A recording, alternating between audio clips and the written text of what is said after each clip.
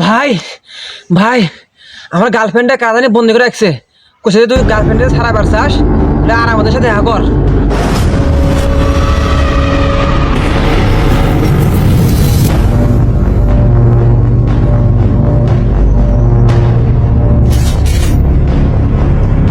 কে ডোয়াট পাইছে?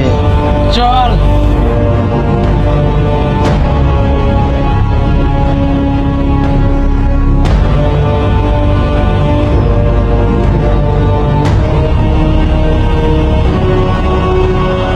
ভাই ওই ওরাই কইছে যে তাড়াতাড়ি আর মধ্যে আয়।